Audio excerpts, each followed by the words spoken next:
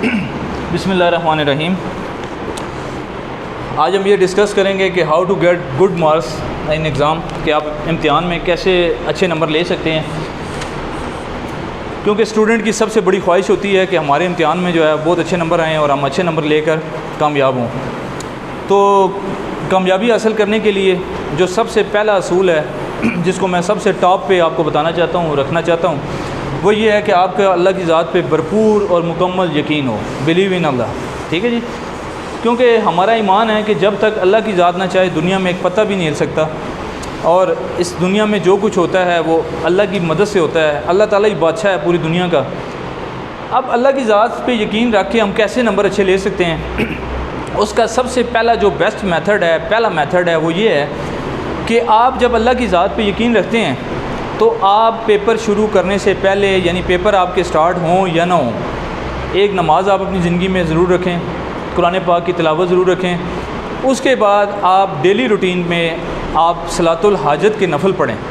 ठीक है, सलातुल हाजत नफ़ल पढ़ें, दो नफ़ल करके जितने पढ़ सकते हैं, ठीक है, वो आप पढ़ें। उसमें नियत ये करें कि या अल्लाह मैं ये नफ़ल इसलिए पढ़ रहा हूँ कि मेरे इस पेपर में अच्छे नंबर आएँ, मेरे सीने को खोल दे, मेरी जो है ना मुझे तरक्की नसीब कर दे, मुझे ज़्यादा नंबर दे दे। तो जब अल्लाह की ज़ात पे यकीन रख के नफ़ल पढ़ते हैं, और जो हस्ब तौफ़ीक आप रोज़ सदका दें। सदका ये नहीं होता, हमने सदका समझा हुआ है कि पूरा बड़ा बकरा ला के ज़बह करें तो फिर ही सदका होता है, या पूरे महल्ले को खाना खिलाएं। नहीं, सदका ये भी है कि आपकी 10 रुपये की औकात है, 5 रुपये की, आप 10 रुपये जो है ना किसी को गरीब को दे दें, मस्जिद में डाल दें। ठीक है जी, अल्लाह के लिए दे दें।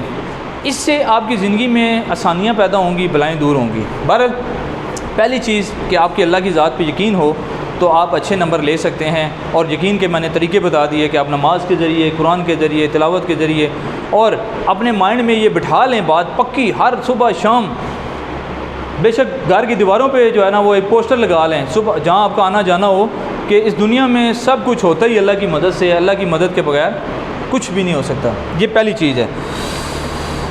दूसरी चीज़, जब आप पेपर के लिए जाते हैं उससे पहले जो सबसे बड़ा सीक्रेट है वो है प्रैक्टिस।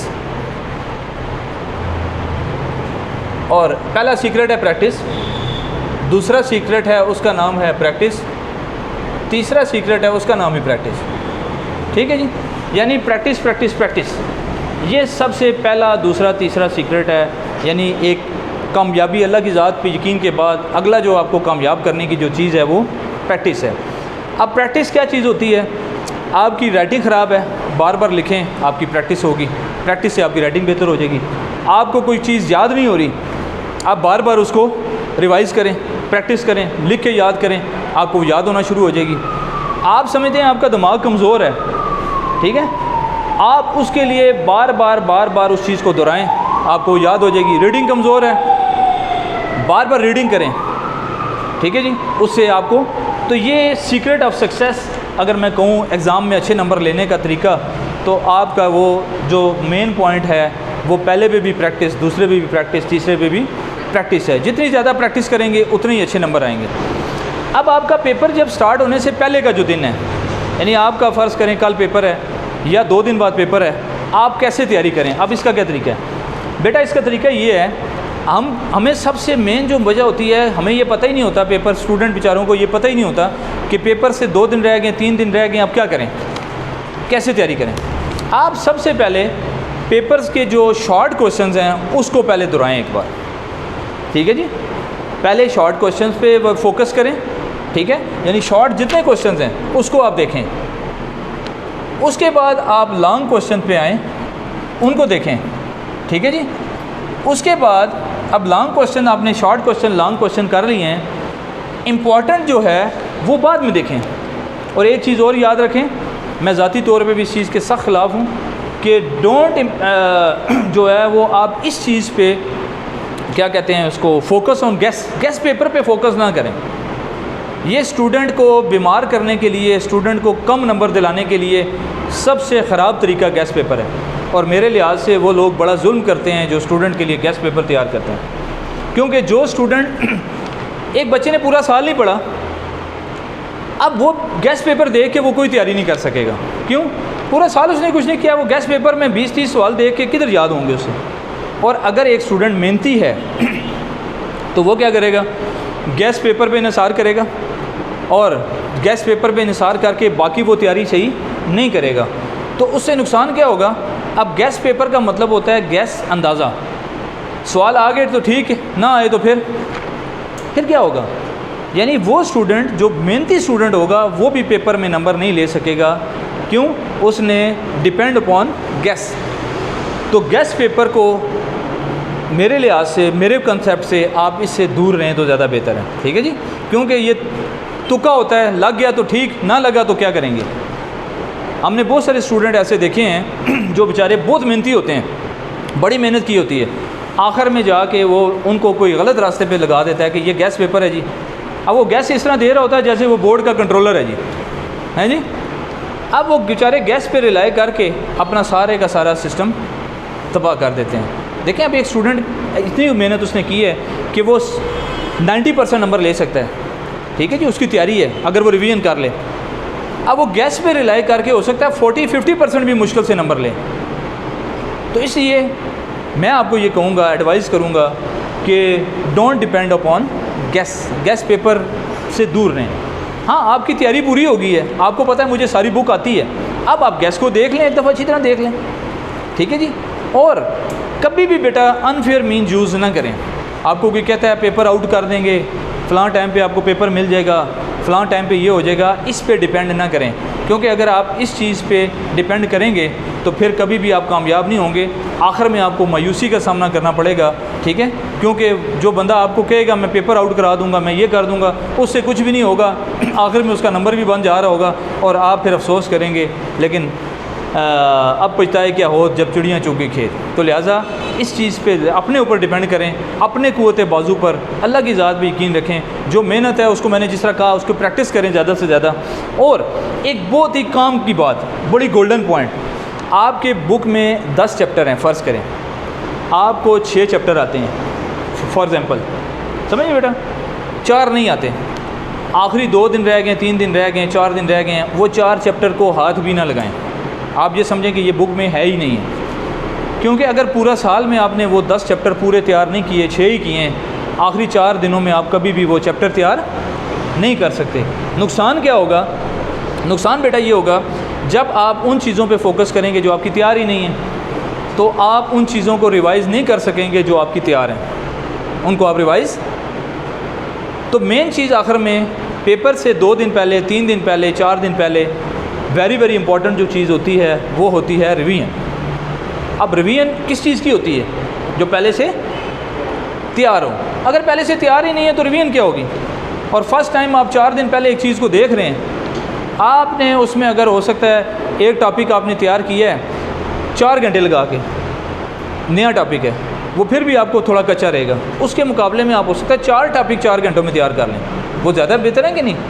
तो आखिर में अपना फोकस न्यू चीज़ों पे बिल्कुल भी नहीं रखना, आपने फोकस किस चीज़ पे रखना है? रिवीजन पे। तो ये हमारा नेक्स्ट पॉइंट था। उसके बाद हमारा जो पॉइंट है कि आप अपनी चीज़ें पूरी करके पेपर के लिए जाएं। रात को सोने से पहले, कल पेपर है आपका सुबह, तो रात को तैयारी करें, ठीक है। ये ना हो कि जंग के दौरान फ़ौजी के पास गन ही ना हो, ठीक है। अब वो सारों को कह रहा हो कि मैं जंग तो मुझे बहुत अच्छी लड़ना आती है, मैं बड़ा अच्छा सोल्जर हूँ, लेकिन मेरी जो गन है वो घर रह गई है। तो अपनी चीज़ें रात को पूरी करके सोएं। उसमें बेहतर है कि आप एक ट्रांसपेरेंट ज्योमेट्री बॉक्स रखें, ट्रांसपेरेंट समझते हैं ना, जिसमें से नज़र आता हो वो ज्योमेट्री बॉक्स रखें, उसके अंदर अपने हर चीज़ फालतू रखें। आपके ब्लू पेन ने 2-3 रख लें, मार्कर रखने हैं 2-3 रख लें, स्केल रखें, स्केल चले एक भी बहुत है, पेन ख़त्म हो जाते हैं। कैलकुलेटर की ज़रूरत है, कैलकुलेटर साथ लेके जाएं। क्लिप बोर्ड जो है वो कई जगह ऐसे सेंटर होते हैं कि जहाँ पे आपके पास क्लिप बोर्ड की ज़रूरत पड़ती है, वहाँ अचानक आपके पास गत्ता नहीं होता, ठीक है। तो आप वो पहले पेपर में ख़ास तौर पे लेके जाएं, क्योंकि जब आप फर्स्ट पेपर में लेके जाएंगे तो आपको सेंटर की इन्वायरमेंट पता लग जाएगा कि अगर वहाँ बैठने के लिए ऐसी प्रॉपर प्लेस है कि आपको गत्ते की ज़रूरत नहीं है, तो फिर तो ठीक है, फिर आप गत्ता बाहर रख दें, वापसी पे ले आएँ, उसके बाद किसी पेपर में ना लेके जाएं। लेकिन अगर आप ऐसा इन्वायरमेंट मिल जाए कि जहाँ पे चेयर ही ऐसी हो जिसका हैंडल ही ना हो, अब आपको गत्ते की ज़रूरत क्लिप बोर्ड की पड़ेगी। पहले पेपर में क्लिप बोर्ड लेकर जाएं और साफ़ सुथरा लेकर जाएं, उसके ऊपर लिखा हुआ कुछ ना हो। अपनी रोल नंबर स्लिप ओरिजिनल लाजमी साथ लेकर जाएं, ठीक है। और टाइम से पहले आप सेंटर पहुँचें, कम से कम आधा घंटा पहले आप सेंटर पहुँचें। और अपना जो सेंटर है उस सेंटर में आप एक दिन पहले अपना सेंटर ज़रूर चेक करके आएँ, ठीक है जी। और जब सेंटर में पहुँच जाएँ आधा घंटा पहले, कई स्टूडेंट ऐसे करते हैं कि सेंटर में आधा घंटा पहले पहुँचे, गप्पे मारते मारते टाइम 5 मिनट ऊपर हो गया, पेपर स्टार्ट हो गया। अब एग्ज़ामिनर्स को अलाउ होता है, बोर्ड की तरफ से इंस्ट्रक्शंस होती हैं कि 8:30 अगर टाइम है पेपर स्टार्ट होने का तो आफ्टर 8:30 वो आपको अलाउ ना करें, यानी उनकी मर्ज़ी है वो नहीं अलाउ करेंगे तो आप क्या करेंगे, आप बाहर बेशक रोते रहें। आप इसलिए अपने सेंटर में आधा घंटा पहले पहुँचें और फिर उसके बाद नेक्स्ट जो स्टेप है वो है अंदर जाने का, हॉल में कमरा इम्तिहान में दाखिल होने का। तो वो कम से कम 10 मिनट पहले आप ज़रूर जाके अपनी चेयर देखें, चेयर कोई ख़राब है उसको चेंज कर लें, जो भी उधर सेटिंग होगी वो आप उसके मुताबिक एडजस्ट कर लेंगे, ठीक है जी। तो चीज़ें अपनी सारी, और अलार्म लगा के सोएं, रात को टाइम से पहले उठें, पेपर में जाने से पहले अपनी चीज़ें दोबारा एक दफ़ा चेक कर लें, पानी की बोतल आपके पास हो, ठीक है। गर्मी का मौसम है आजकल, जिस तरह पानी की बोतल जो है बड़ी इंपॉर्टेंट होती है, तो ये लाजमी साथ रखें। अपनी पूरी चीज़ें जो है ना वो रात को चेक करके और सुबह उठ के उसको रीचेक ज़रूर करें। सुबह उठ के नमाज़ पढ़ें, थोड़ी सी कुरान पाक की तिलावत करें, अल्लाह का नाम लें, दुआ करें, वालिदैन से दुआएं लें, टीचर से दुआएं लें, उसके बाद आप पेपर देने के लिए चले जाएँ, ठीक है जी। तो ये कुछ पॉइंट हैं जो मैंने आपको।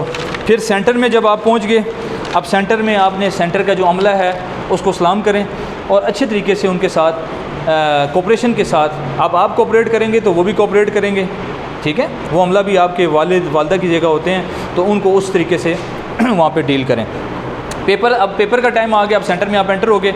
अब पेपर कैसे अटैम्प्ट करना है, पेपर अटैम्प्ट करने का तरीका ये है, एक वीडियो मेरी इस पेपर अटैम्प्ट पे मौजूद है, वो भी देख सकते हैं, ठीक है जी। अभी हमने बनाई है। अच्छा, उसका तरीकाकार ये है, आप घड़ी आपके पास हो, टाइम की मैनेजमेंट करें कि टाइम कैसे आपने कि क्वेश्चन पूरे करने हैं अपने, वो क्वेश्चन आप स्टार्ट करें। उसके बाद क्वेश्चन पेपर आए उसको पढ़ लें, जो क्वेश्चन करने हैं उसको तरतीब से जो है ना वो आप अच्छा सा तरीक़ाकार हो, जिसमें अब पेपर को अटैम्प्ट करने का तरीका जो है ना वो पहले मैं बता चुका हूँ, वो भी दोबारा आपको इसकी डिस्क्रिप्शन में जो है वो वीडियो भी हम डाल देंगे, ताकि पेपर अटैम्प्ट कैसे करते हैं वो पूरा तरीका एक और वीडियो में मौजूद है। बहरहाल अब अगली बात, पेपर आप अटैम्प्ट कर रहे हैं, आपको पता होना चाहिए हाफ़ टाइम हो गया, आपको पता होना चाहिए आधा घंटा पेपर ख़त्म होने में रह गया, और ये ज़रूर पता होना चाहिए कि पेपर स्टार्ट कैसे करना है। अल्लाह का नाम लेके स्टार्ट करना है, बिस्मिल्लाह पढ़ के, दुरूद शरीफ पढ़ के, अस्तगफिरुल्लाह पढ़ के, रब्बी इश्रह ली सदरी वयस्सिर ली अमरी वाहलुल उक़दतम मिन लिसानी यफ़क़हू क़ौली, ये पढ़ के स्टार्ट करें। नहीं, दुआ नहीं आती, आसान, अल्लाह की ज़ात तो हर चीज़ सुनती है, वो पश्तो में भी सुनता है, उर्दू में भी, इंग्लिश में भी, सारी ज़बानें आती हैं अल्लाह ताला को। आप ये दुआ करके, या अल्लाह ये मेरा पेपर है, मैं इम्तिहान दे रहा हूँ, मेरी इसमें मदद फरमा, तो अल्लाह की ज़ात है, वो बड़ा अच्छा आपका पेपर हो जाएगा इंशाल्लाह। उसके बाद आप पेपर जब पढ़ लें, अटैम्प्ट कर लें, अटैम्प्ट करने के बाद अगला प्रोसीजर है उसको पढ़ लेना।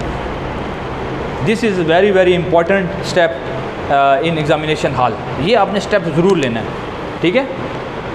उसमें ये नहीं करना, अब स्टेप का मतलब होता है कि आपने उस चीज़ को चेक करना है कि आपके कोई क्वेश्चन रह तो नहीं गया, ठीक है। और पेपर को साफ़ सुथरा, presentation is very very important जो है वो आप ज़रूर उसको प्रेजेंट अच्छा करें, ठीक है, क्योंकि प्रेजेंट अच्छा होगा तो फिर आपको नंबर भी अच्छे मिलेंगे। अगर प्रेजेंटेशन अच्छी नहीं होगी तो फिर नंबर का मुश्किल हो जाती है। तो बहरहाल उसके बाद पेपर आपने जब देने लगें उससे पहले भी एक दफ़ा चेक कर लें कि आपके पेपर पे कंप्लीट आपने रोल नंबर वगैरह लिखा हुआ है। कई स्टूडेंट सारा पेपर कर लेते हैं, ऐसे ही दे आते हैं, रोल नंबर ही नहीं लिखा होता, तो रोल नंबर जो है वो अपना उसके ऊपर लाजमी चेक कर लें, पेपर पूरे को एक दफ़ा देख लें। उसके बाद लास्ट में अल्लाह का नाम लेके एग्ज़ामिनर के हवाले कर दें और फिर घर आके भी उसके लिए दुआ करें कि अल्लाह मैंने ये पेपर दिया, मेरा ये पेपर अच्छा जो है ना वो हो जाए, ठीक है जी। और टाइम का मैंने जैसा पहले कहा वो ज़रूर ख्याल रखें और टाइम पूरा लगा के आएँ, ये बड़ा मेन पॉइंट है, टाइम पूरा लगा के आना होता है। ज़्यादा स्टूडेंट ये करते हैं कि टाइम की पाबंदी उस लिहाज से नहीं करते, पेपर्स में भी जल्दबाजी में पड़े होते हैं, जैसे हम ज़िंदगी में जल्दी में पड़े होते हैं ना, ऐसे पेपर भी हम जल्दी जल्दी दे के आते हैं। जल्दी जल्दी देने से आप अपना नुकसान कर रहे होते हैं, ठीक है। पेपर का टाइम पूरा जो है वो लगा के आएँ और पेपर रिलैक्स होके दें, ठीक है। पेपर में देखें, जो काम रिलैक्स होकर किया जाता है उसमें ज़्यादा अच्छी प्रोग्रेस होती है, उसकी एफिशिएंसी ज़्यादा बेहतर होती है। आप रिलैक्स होके ईजी होके पेपर दें और अपनी पूरी एफ़र्ट लगा के कहें या अल्लाह मेरे से जो हो सकता था मैंने कर दिया, अब तेरी ज़ात है, तू जो है मेरे साथ मेहरबानी करें। ठीक है जी। तो ये तरीका है। और दूसरा याद रखें कि जो पेपर होता है ना, आपका पेपर बोलता है, नंबर आपको पेपर दिलवाता है ना, आपका नाम देख के वो पेपर में नंबर देते हैं, क्योंकि आपका नाम तो पेपर पे लिखा ही नहीं होता, रोल नंबर लिखा होता है। एग्ज़ामिनर को नहीं पता लगता ये पेपर लड़के का है लड़की का है, एग्ज़ामिनर को ही नहीं पता लगता कि ये पेपर किस स्कूल के बच्चे का है। चेक करने वाला जो होता है ना, पेपर चेकर, उसको नहीं पता होता, उसको ये पता लगता है पेपर किस अच्छे स्टूडेंट का या बुरे का, पेपर देख के बस। ठीक है। आपके स्कूल का नाम किसी जगह भी नहीं लिखा होता, और ना स्कूल का नाम देख कर वो नंबर देते हैं, तो लिखा ही नहीं होता, उनको क्या पता किस स्कूल का है। ना वो ये देख कर नंबर देते हैं कि यार कौन से टीचर ने इनको पढ़ाया है, कायद आज़म ने पढ़ाया है, अल्लामा इकबाल ने पढ़ाया, तो इनको नंबर ज़्यादा दे दें। नहीं, उनको पता ही नहीं है किसने पेपर बनाया है, किसने पेपर जो है ना वो हमें भेजा है। किस एग्ज़ामिनर को सिर्फ इतना पता होता है ये पेपर है। अब वो नंबर किस बेस पे देता है? प्रेजेंटेशन। आप पेपर कितना अच्छा देते हैं, लिहाजा प्रेजेंटेशन पे जो दिखता है वो बिकता है।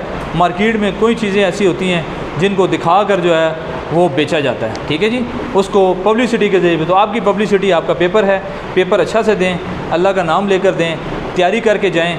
ठीक है। मैं अक्सर स्टूडेंट को कहा करता हूँ कि आप जब पेपर देने जा रहे हैं तो अगर आप तैयारी नहीं करके जाएंगे तो आप पहला पेपर मिलते साथ ही बैगर बन जाएंगे और मांगना शुरू कर देंगे। ठीक है। मैं ख़ुद बीएससी में पढ़ रहा था, तो मेरे आगे मैं बैठा था, पीछे एक स्टूडेंट था। पेपर जैसे ही स्टार्ट हुआ, 2004 की बात है, पेपर जैसे ही स्टार्ट हुआ तो उस लड़के ने मेरी जो चेयर थी पीछे अपनी जो है ना वो शूज़ लगाया, मेरी पैंट के साथ ऐसे शूज़ लगाया, तो मैंने इग्नोर किया। फिर दोबारा उसने लगाया तो मैंने फिर इग्नोर किया। तीसरी दफ़ा मैंने पीछे देखा तो मुझे कहता है बच्चे बताओ ना हैं। तो मैंने कहा, अब मुझे पता था ये क्या कहना चाह रहा है। मैं कहा क्या बताऊँ? वो यार मैं फ़ेल हो जाऊँगा तो बड़ी मेहरबानी होगी आपकी, बता दो, मैं यकीन करो पूरी ज़िंदगी आपको दुआएं दूँगा। मैं कहा मैं दिल में सोच रहा तो मुझे तो दुआएं दोगे, मुझे मरवा दोगे। इधर बीएससी का पेपर है, ठीक है, टाइम भी इतना नहीं होता कि बंदा अपना पेपर मुश्किल से पूरा अटैम्प्ट करता है, तो दूसरे का पेपर कैसे बंदा बता सकता है। तो बड़े मैंने कोशिश की, लेकिन उस माशाल्लाह बड़ा दिलेर बंदा था, उसने बार बार मुझे तंग करना शुरू कर दिया। आखिर मैं उठा, मैंने अपना पेपर ऐसे उठाया, मैंने खड़ा होकर मैंने कहा यार ये पकड़ो पेपर, मैं जा रहा हूँ।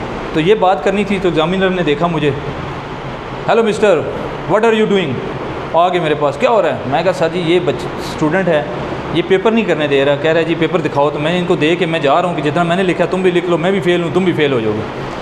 तो फिर उन्होंने उनको डांट डपट के आगे ले गए। तो कहने का मतलब ये, बताने का ये वाक़या मतलब ये कि देखें बेटा, आपके पास इतना टाइम नहीं होता कि आप अनफेयर मीन खुद भी यूज़ करें, दूसरों को भी कराएँ। ठीक है, आराम से पेपर करें, अच्छा पेपर करें, अल्लाह का नाम लेकर करें, तैयारी करके जाएँ, ताकि आपको वहाँ पे बैगर ना बनना पड़े, वहाँ पे आपको मांगना ना पड़े कोई चीज़। क्योंकि जो बच्चा तैयारी करके जाता है वो, मैं ये कहता हूँ, वो बदमाशों की तरह पेपर दे रहा होता है, बैठा हुआ, उसको टाइम ही नहीं होता, लगा होता है, उसको पता होता है ये सवाल करना है, उसके बाद अगला आ गया। और जो तैयारी नहीं करके जाता हमारी तरह, वो क्या करता है कि पहला सवाल देखता है, कहता है ये बड़ा औखा आ गया जी, दूसरा देखता है, कहता है अम्मी ये तो इससे भी औखा आ गया, तो बेचारा परेशान ही रहता है। ठीक है, तो इसलिए लिहाजा इस चीज़ का ख्याल रखें। बहुत सी दुआएं आपके लिए जी, अल्लाह ताला आपको कामयाबियाँ दे और अल्लाह ताला आपको ज़िंदगी के हर इम्तिहान में कामयाब करे और आपको दुनिया और आखिरत में कामयाबियाँ दे। और बाकी मैंने सारी बातें कर दी, तो इंशाअल्लाह अल्लाह पाक आपके साथ मदद करेगा, क्योंकि अल्लाह ताला ने कुरान में कहा है कि लैसा लिल इंसान इल्ला मा सा, इंसान के लिए वही कुछ है वो जिसके लिए कोशिश करता है। और टैलेंट में भी the key to success but hard work keep the door open. Talent जो है यकीनन कामयाबी की कुंजी होती है, लेकिन जो मेहनत होती है वो इंसान को कामयाबी दिलाती है। तो मेहनत करें, प्रैक्टिस करें, ज़्यादा से ज़्यादा कोशिश करें। ठीक है जी, wish you best of luck, thank you, अल्लाह हाफ़िज़। ठीक है जी।